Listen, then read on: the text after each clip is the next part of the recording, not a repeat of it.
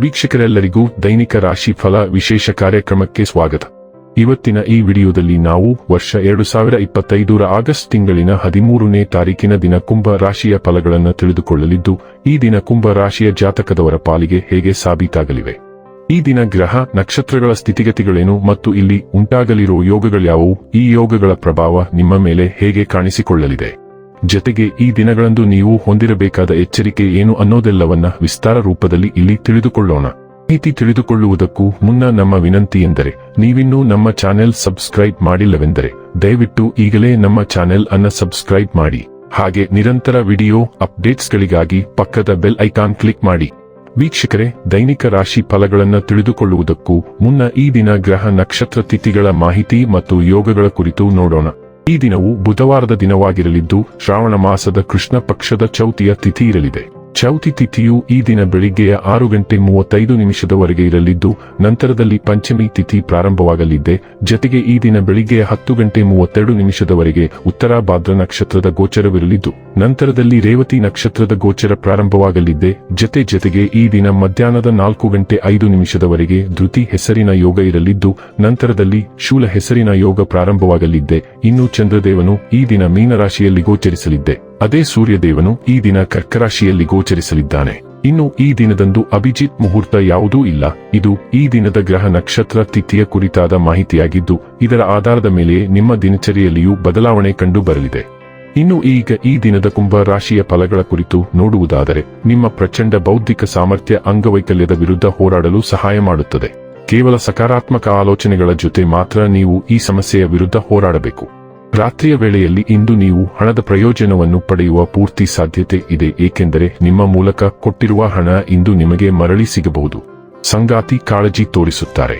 ಪ್ರಣಯದ ನೆನಪುಗಳು ನಿಮ್ಮ ದಿನವನ್ನು ಆಕ್ರಮಿಸುತ್ತವೆ. ನಿಮ್ಮ ಪಾಲುದಾರರು ನಿಮ್ಮ ಯೋಜನೆಗಳಿಗೆ ಅಂಟಿಕೊಂಡಿರುವಂತೆ ಮಾಡುವಲ್ಲಿ ನೀವು ಸಮಸ್ಯೆಗಳನ್ನು ಹೊಂದಿರುತ್ತೀರಿ. ನಿಮ್ಮ ವಸ್ತುಗಳ ಬಗ್ಗೆ ಅಸಡ್ಡೆ ಹೊಂದಿದ್ದಲ್ಲಿ ನಷ್ಟ ಅಥವಾ ಕಳ್ಳತನ ಆಗಬಹುದು. ನೀವು ಹಿಂದಿನಿಂದಲೂ ಶಾಪಗ್ರಸ್ತವಾಗಿದ್ದೀರೆನ್ನುವ ಭಾವನೆ ಹೊಂದಿದ್ದಲ್ಲಿ ಇಂದು ನೀವು ಆಶೀರ್ವಾದ ಹೊಂದಿದಂತೆ ಅನಿಸುತ್ತದೆ. ನೀವು ಮಾಡುವ ಎಲ್ಲದರಲ್ಲೂ ನಿಮ್ಮ ದಿನವು ಶಾಂತತೆ ಮತ್ತು ಸಾಮರಸ್ಯದಿಂದ ತುಂಬಿರುತ್ತದೆ.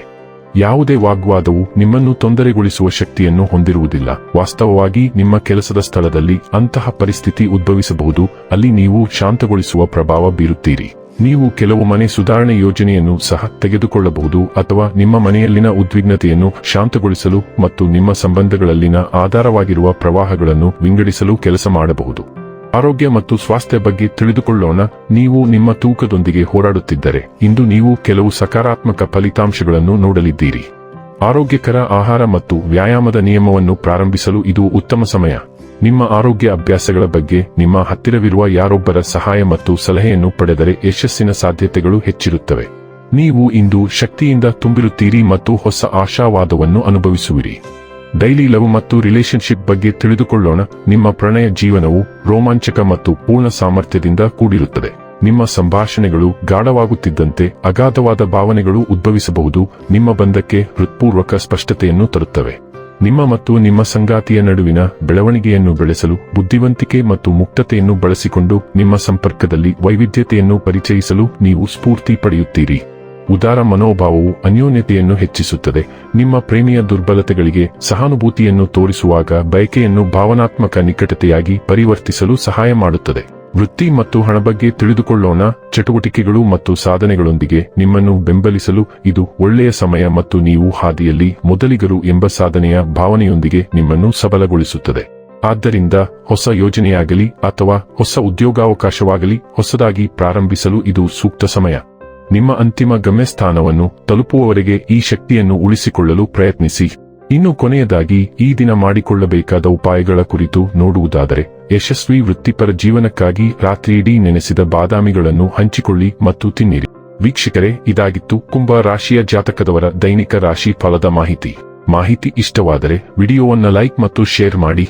ಹಾಗೆ ಚಾನೆಲ್ ಸಬ್ಸ್ಕ್ರೈಬ್ ಮಾಡುವುದರ ಜೊತೆಗೆ ನಿರಂತರ ವಿಡಿಯೋ ಅಪ್ಡೇಟ್ಸ್ಗಳಿಗಾಗಿ ಪಕ್ಕದ ಬೆಲ್ ಐಕಾನ್ ಕ್ಲಿಕ್ ಮಾಡಿ.